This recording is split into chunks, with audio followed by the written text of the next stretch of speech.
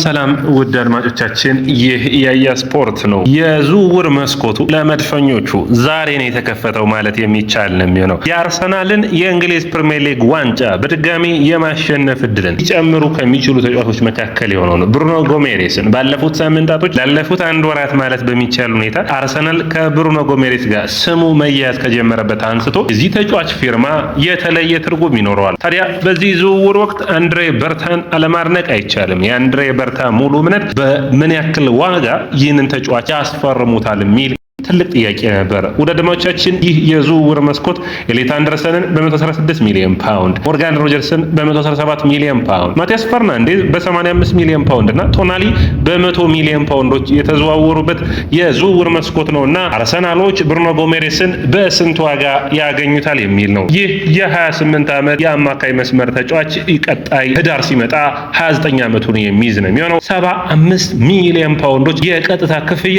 መድፈኞቹ ተጫዋቹን ማስፈረም ችሏል። ይህ ማለት የተለየ ትርጉምን ለአርሰናል የሚሰጠው ነው አድማጮቻችን። ስለዚህ ተጫዋች ስናነሳ ብዙ ነገሮችን የምናነሳ ይሆናል። ባለፉት ፕሮግራሞቻችን አንስተናቸዋል። ዛሬ ግን የአርሰናል ተጫዋች እንግዲህ ለመሆኑ የጤና ምርመራውን ለማድረግ ወደ ለንደን ኮሎኒ አቅንቷል። ይህንን ተከትሎ በእንግሊዝ ፕሪሚየር ሊግ ላይ ካሉ አስደናቂ ከሚባሉ ተጫዋቾች መካከል አንዱ የሆነውን በኔ እይታ በእንግሊዝ ፕሪሚየር ሊግ ከዚህ ተጫዋች የተሻለ ብቃት ያላቸው ዲክላን ራይስ እና ሮድሪ ናቸው። ከሮድሪ እና ከዲክላን ራይስ በመቀጠል ከሶቦዝ ላይ እንዲሁም ደግሞ ከሌሎች የአማካይ መስመሮች ጋር ደግሞ በኩል ደረጃ መፎካከር የሚችል ነው። ከነ ካይሴዶ ጋር በኩል ደረጃ ያለ ራሱ ከፍ ያለ ተጫዋች ነው። የዚህ ተጫዋች መምጣት አርሰናልን የእንግሊዝ ፕሪሚየር ሊግን ዋንጫ እንዲያስጠብቁ በሚገባ ማገዝ የሚያስችል ነው የሚሆነው። 75 ሚሊዮን ፓውንዱ ታዲያ 70 ሚሊዮን ፓውንዱ በቀጣይ የሚከፈለው ላይ ሊዮኖች የ20% ድርሻቸውን የሚወስዱ ይሆናል። ኒውካስትል በድርድር ረገድ በጣም አስቸጋሪ ቡድን መሆኑ ማንም የሚያውቀው ነው። ታዲያ ይህንን ቡድን ተደራድረው መድፈኞቹ ይህንን ዝውውር እንዲሳካላቸው ለማድረግ ያልፈለቀሉት ድንጋይ የለም። አንድሬ በርታ ግን በመጨረሻ መንገዱን አግኝቶት ይህንን ተጫዋች ለማስፈረም ከማላጋ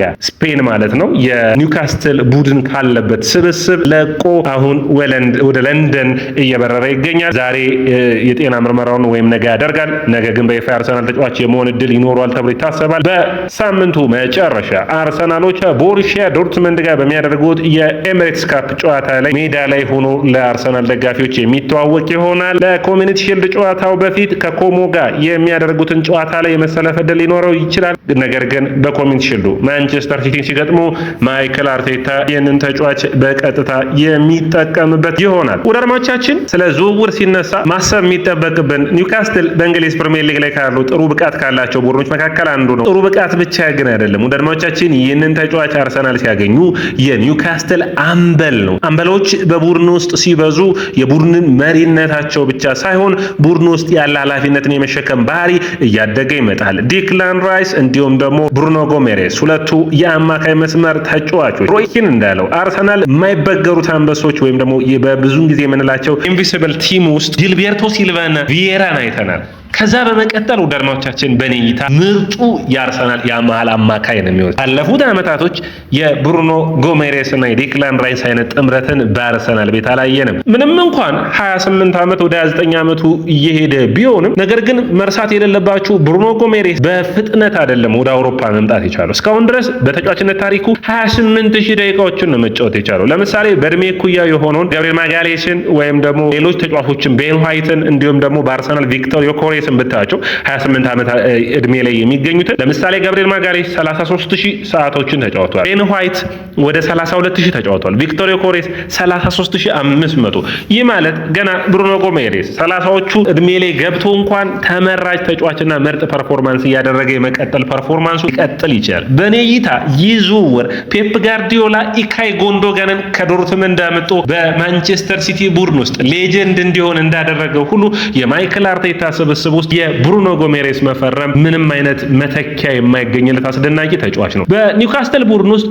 ሁለት ተጫዋቾችን በአማካይ መስመሩ ላይ ባለፉት ዓመታቶች ወደ ሴንት ጄምስ ፓርክ ሄደው ቡድኖች በቀላሉ እንዳያሸንፉ ያደረጓቸው የቶናሊና የብሩኖ ጎሜሬስ ጥምረት ነው። ምንም እንኳን ቶናሊ በእድሜው ዝቅ ያለ 26 ዓመቱ ላይ የሚገኝ ቢሆንም በኔ እይታ ግን ቶናሊና ብሩኖ ጎሜሬስ መፎካከር የሚችሉ አይደሉም። ብሩኖ ጎሜሬስ ያለ ብሩኖ ጎሜሬስ ኒውካስትል ሲጫወትና ያለ ቶናሊ ኒውካስትል ሲጫወት በሚገባ ልዩነቶች አሉ። አምና ብሩኖ ጎሜሬስን በ14 ጨዋታዎች ያልነበረ ሲሆን ያለ ብሩኖ ጎሜሬስ ኒውካስትል በጣም እንደተቸገረ አይተናል። ምን ያክል ለቡድኑ ወሳኝ እንደሆነ። ከዛ ውጭ ይህ ተጫዋች በ6 ቁጥርና በ8 ቁጥር አብሮት የሚሰለፋቸውን ተጫዋቾች ደግሞ በሚገባ በተለየ ፐርፎርማንስ ብቃታቸውን ማሻሻል የሚችል አስደናቂ ተጫዋች መሆኑንም ማንሳት የሚጠበቅብን ይሆናል። እንግዲህ እዚህ ጋር የምናነሳው ነጥቦች አንድ ሁለት ብለን የምናነሳው ብሩኖ ጎሜሬስ በእንግሊዝ ፕሪሚየር ሊግ በጨዋታዎች ውስጥ ላይም ብሬኪንግ ፓሶችን በማድረግ 1.7 ኳሶችን ያደርጋል። ምን አይነት አስገራሚ የ8 ቁጥር የ10 ቁጥር ባህሪዎችን አጣምሮ የያዘ ተጫዋች ነው። ዳድማዎቻችን ሪያን ቸርኪን፣ ብሩኖ ፈርናንዴዝን፣ ኤንዞ ፈርናንዴዝ፣ ማርቲን ኦዴጋርድን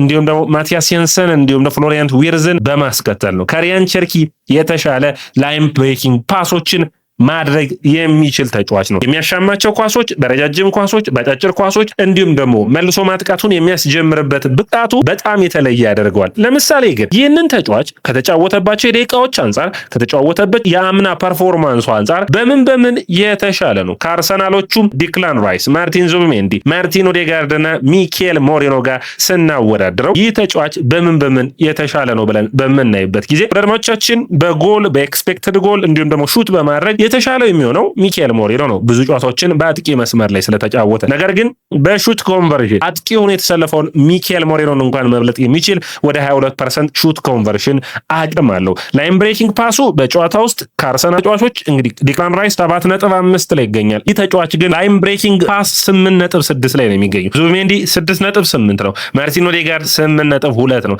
ከኦዴጋርድ ሁሉ የተሻለ ላይም ብሬኪንግ ፓሶችን መልሶ ማጥቃቶችን ማስጀመር የሚችል ነው። ዲፌንሲቭ ላይም ብሬኪንግ ፓስም በጣም የሚገርም የሆነ ብቃት ያለው ነው። ከዛ ውጭ እንግዲህ ኳሶችን በማቋረጥ ደረጃ ራሱ በየጨዋታው 2 ኳሶችን ማቋረጥ የሚችል ነው። እንግዲህ በዚህ ረገድ ማርቲን ኦዴጋርድ ጥሩ የሆነ ኳስ የማንበብ ብቃት አለው። ታክሎችን በማድረግም አሁንም ይህ ተጫዋች የተሻለ ሆኖ ከአርሰናል የአማካይ መስመር ተጫዋቾች የተለየ ሆኖ በ2.3 ታክል ኢቭን እንኳን ዲክላን ራይስን መብለጥ የሚችል ተጫዋቹ ነው የሚታይ ነው። ዱዋሎችን ማያሸነፍ በጣም የተካነበት ድንቅ የአማካይ መስመር ተጫዋች ነው። ይህንን ዝውውር በሚገባ ሲያይ በጣም ደስተኛ የሚሆነው ተጫዋች ዲክላን ራይስ ነው ብዬ አስባለሁ። ምክንያቱም ዲክላን ራይስ 6 እና 8 ቁጥርን እየተቀያየሩ በሚገባ መሸፈን የሚችሉ አንዱ 6 አንዱ 8 ሲሆን የአርሰናል ደጋፊዎች በሚገባ መለየት የማይችላቸው ቦሉም ፕሮግረስ አድርጎ ይዞ በመሮጥ ረገድ ዲክላን ራይስ የተሻለ ቢሆንም ከኋላ ደግሞ በጫናዎች ውስጥ ፓስ በማድረግ ደግሞ ብሩኖ ጎሜሬስ በጣም የተሻለ ተጫዋች ነው። ብሩኖ ጎሜሬስ አንዳንድ ተጫዋቾች የስብስብህን አቅም የነሱ ብቃት ብቻ ሳይሆን የተጫዋቾችን አቅም ማውጣት ነው።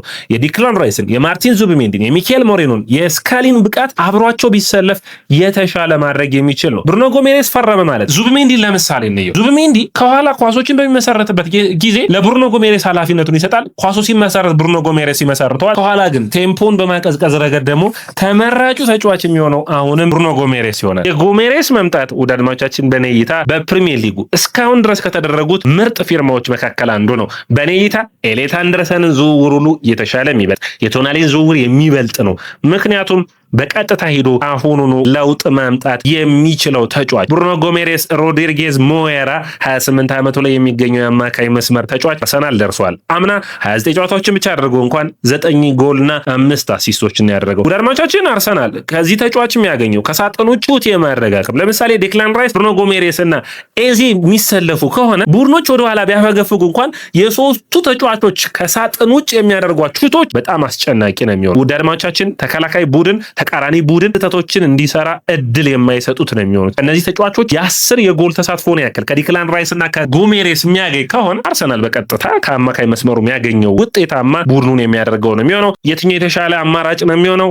ጎሜሬስ፣ ራይስ እና ማርቲን ኦዴጋርድ። ምክንያቱም ጎሜሬስ የግራ መስመሩን በማጥቃቱ ረገድ ወደፊት ኦፌንሲቭ ሆኖ መጠቀም የሚችል ነው። ከዛ ውጭ በጣም የተመራጭ የሚሆኑት ውድ አድማጮቻችን አርሰናል ቪኒሺየስ ጁኒየርን የሚያስፈርም ከሆነ ቡካዮ ሳካና እንዲሁም ቪክቶር ዮኬሬስ ካሉ ቡድኖች ቅርጻቸውን ሳይዙ በፍጥነት የመልሶ ማጥቃትና ረጃጅም ኳሶች የሚደርሷቸው ይሆናል። አስደናቂ ረጃጅም ኳሶች። ይህንን ባለም ዋንጫው እንኳን ለ2 ኳሶችን አይተናል አይደለም? በጣም በአስገራሚ ሁኔታ በጥሩ ፓስ ለቪኒሺየስ ጁኒየር ያቃበለው፣ ለማቲያስ ኩኛ የሚያቃበለው ምን አይነት አስደናቂ የአማካይ መስመር ተጫዋች ነው እንድንል አድርጎናል። አርሰናሎች ትክክለኛውን ተጫዋች በትክክለኛ ሰዓት አግኝተውታል። ወደ አድማጮቻችን የያ ስፖርት ነው። የያ ስፖርትን ላይክ፣ ሼር፣ ኮሜንት፣ ሰብስክራይብ ማድረጋችሁን አትርሱ።